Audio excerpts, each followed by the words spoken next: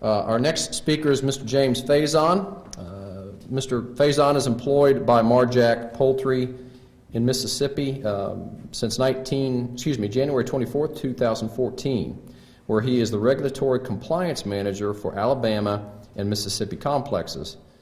Prior to Mar-Jac, James was employed by Marshall Durbin Food Corporation since 1981.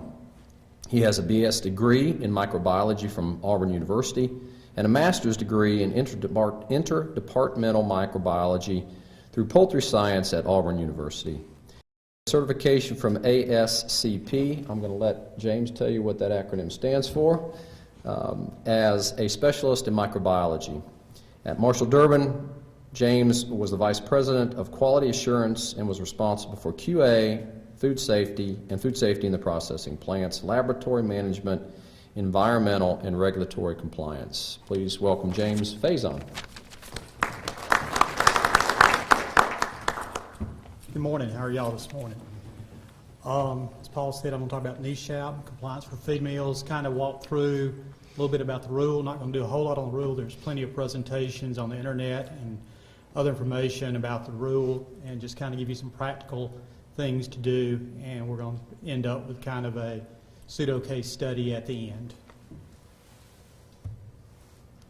Sometimes when we look at what all we have to do for compliance and trying to build a frame for compliance and trying to organize everything to get the programs, sometimes it looks like we end up with things like this. I just thought that was kind of a cute cartoon. Okay, kind of a little background. NESHAP stands for the National Emission Standards for Hazardous Air Pollutants. This covers many industries, including prepared feeds. The rule part of the rule that affects us is in our feed manufacturing facilities. If we're using any premixes or additives that contain a 10% or greater by weight of chromium or 1% or greater by weight of manganese, and these would be considered sources of hazardous air pollutants. So, does this rule apply to your feed mill? If your feed mill is making animal feed and over a total of a year's annual production, at least half of what you make is animal feed, then it would apply. And then it also, if the affected source at the feed, at the feed mill, if you are producing feed and you're adding a material that contains chromium or manganese, and the finished feed leaves the facility, then it would apply to you. A little more on the background. It falls under the Clean Air Act. And remember that the applicability is based on the manganese and chromium levels in the feed ingredient rather than what's in the finished feed. So I'm going to talk a little bit about the compliance and monitoring requirements. Sometimes I wish we could just hang a sign up outside our facilities and we comply with all local, state, and federal laws, and that would take care of it, and we wouldn't see any auditors.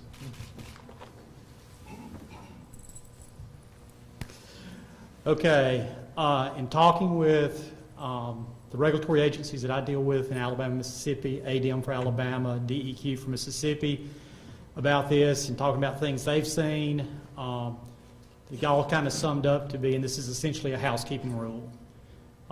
We know that written records are required. Coming back from my food safety days, if it's not written down, then it was not done.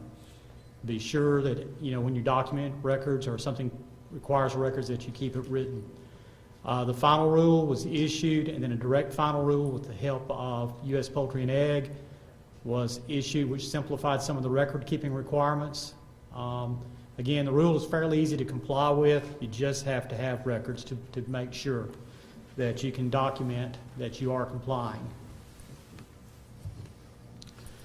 The direct final rule revisions, just kind of in general, that if you're operating a pelleting operation and you're producing more than 50 tons a day, you have to have cyclones, and that if you have cyclones, they need to be operated with good air pollution control practices or the manufacturer specifications, or you have to have standard operating procedures developed by the facility, and you have to have to ensure that you're doing proper operation and, of course, maintenance of the cyclones. And maintenance is probably as important as anything else.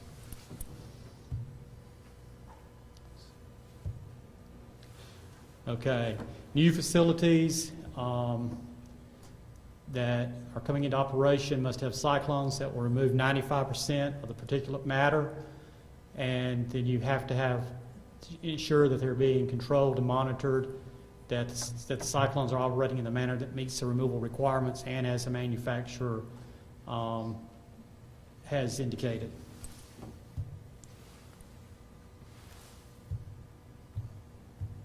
Let's back up one. Okay, record-keeping requirements were revised for existing sources that we just have to keep records of weekly, monthly, and quarterly visual inspections. Clarified that the doors in closed areas, or keep doors closed in areas that contain manganese and chromium where they're stored, used, or handled. And then it does not apply to where the finished feed and prepared feed products are stored in closed containers. Compliance and monitoring requirements, clarified that any type of device, and we use SOX at Mar-Jac, may be used to minimize the distance between how you load out your feed, so there's no just free fall of the feed and you don't have dust and spillage in that loadout area. Or you can design the system itself where there's very minimal distance between the loadout of the feed and the opening in the trailer. Housekeeping should be performed around these areas in the feed mill and outside, either manually or with a vacuum system to remove any dust and things like that, keeping it neat. Okay, record-keeping requirements.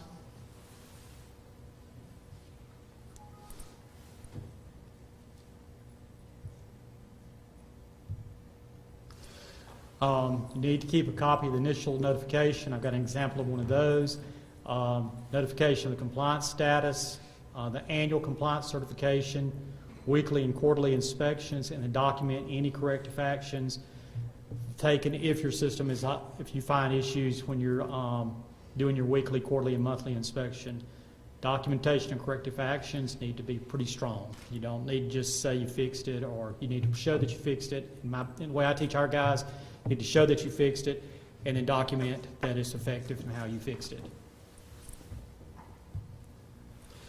Affected sources that may not be required to have to install and operate a cyclone. If you're producing less than 50 tons a day, then you don't need to, you don't fall into this. However, you need to have records to maintain records to prove that you're producing less than 50 tons. And then the records must be in a form suitable and readily available for expeditious review. Records need to be kept for 5 years from the date of each action. That's not calendar years. So we always keep one more year than what we're required to. And then records must be kept on site for 2 years, and then you can keep them off site for the remaining 3 years. But you need to have availability to those records if requested. Examples of records. This was the initial notification that was done several years ago. Kind of tells the agency that you're an existing source and that you would be subject to the 7Ds, which is the part of the regulation that NESHAP falls under. Notice of compliance status. Had to do one of these. Also lets the agency know that this 7Ds, that you're subject to that, and kind of goes back to the initial notification, but also gives them a little more information about you. With the help of the Environmental Committee, U.S. Poultry and Egg, and their consultants, they developed forms that's really been helpful and beneficial that we use at Mar-Jac for monitoring the NESHAP requirements. We did make a couple of changes here recently because the feed mill managers wanted us to put inspected yes or no in the columns, just so that they had good clarification for any inspector that yes, we actually did inspect it. Again, you're looking at the different areas here throughout in the system. If you have a deficiency, describe it and then do a good corrective action to correct the deficiency. And then I would always, like I said, I always tell our guys, then demonstrate that that corrective action was effective. That was a weekly, and then we go into a quarterly, also developed by U.S. Poultry and Egg. We made the same changes here about the inspected, and it's a 2-page form. Very simple, very easy, just needs to be done. And that's page 2 of it.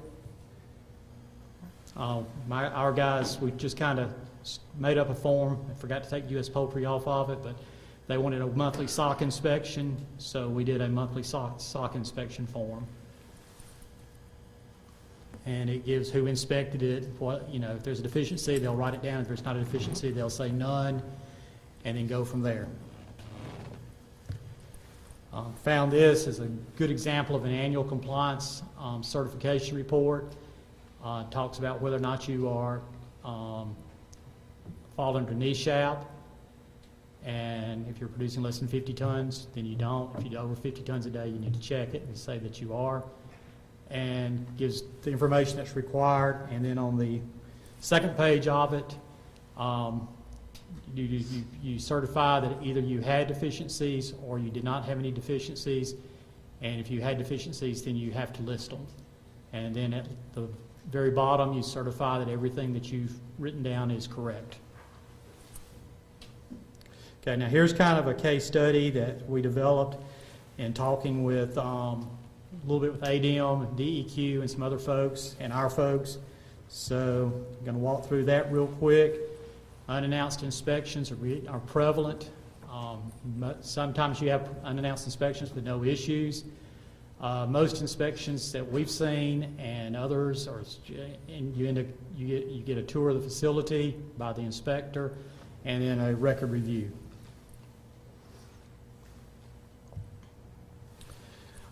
Usually when they come in, requested records are the weekly inspection reports, the quarterly inspection reports, all annual compliance reports, and SOC inspections.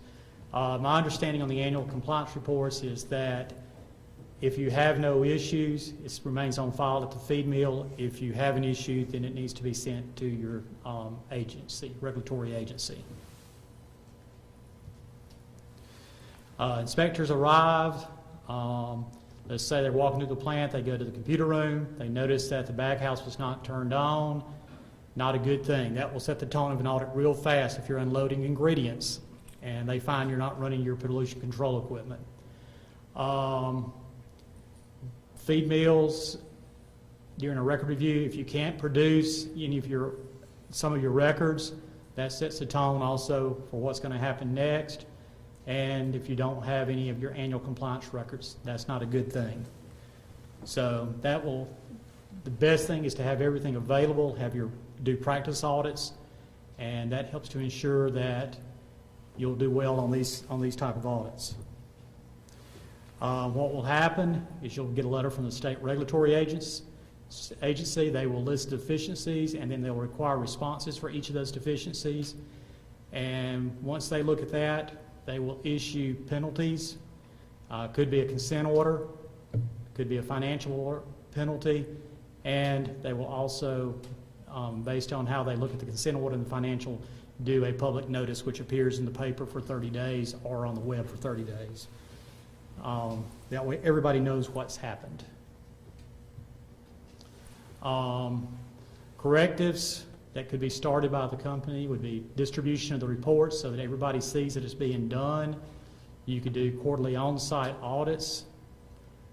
One of the things we look at real hard is setting up filing systems that makes it easy for feed mill managers and process and plant managers and other folks involved in environmental compliance, that it's just a very, very easy system that has everything in it and it's always available. And then always, when we go in and do our practice audits, we retrain on the rule and the rule requirements. Just a couple of tips and kind of in closing here. I always say you got to know the regulatory agency, keep them informed of things you're doing, and know the contacts. Even when they change, it's always good to know them. Let them know that they can, what you're doing. Build up a level of trust and rapport with those guys. One of the things we do frequently when I was at Marshall Durban, haven't done it yet since I've been with Mar-Jac, is I'll go in and do frequently do a FOIA review about once a year or so, and look at your files for each location and see what you see, what's in there. Sometimes you find stuff misfiled, sometimes you find stuff missing. It's always fun when you have that. We have found documents that just don't belong in the files, and it's just kind of nice to know what's in there. Sometimes you find good inter-office emails and memos, so it's kind of nice to do that. Internal audits, have someone that's not affiliated with the site, an outside auditor with the company, or someone to act like an outside auditor to come in and do an internal audit. And what we always tell our guys is we want those to be intense, and because I'd rather us find it than a regulator find it. And when we talk about internal audits, you know, we're talking about something like this where you've got the audit, it covers the documentation. We talk with folks to see if they know what they're doing, looking at the scope of what we're looking for, making sure that we're covering it, that we have procedures, that everybody knows what's going on, and we just look at the system as a whole and the risk, and then document any corrective actions if warranted when we find them. And then the last is just, that's pretty much the presentation.